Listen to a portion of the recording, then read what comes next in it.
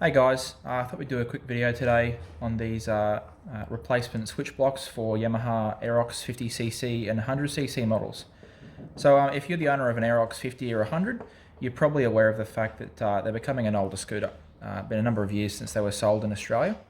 So some of the electrical parts are starting to fail on many of them. So your switch blocks, they're exposed to the elements, they're constantly getting wet. They also get quite a bit of use every single time you use the scooter. So they're one of the parts that's going to wear out.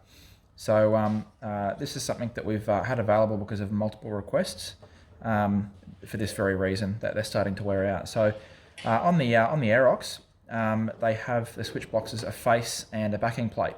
So these are just the faces, and it's literally two screws, unbolt, and plug this replacement in. We have the left and right hand sets available separately. There's obviously the right hand set here with the headlight selector switch.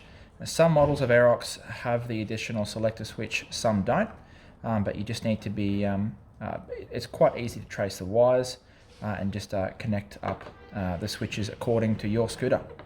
So easiest way to repair your electrical parts, switches, just replace them, brand new switches, and we have these fairly readily available.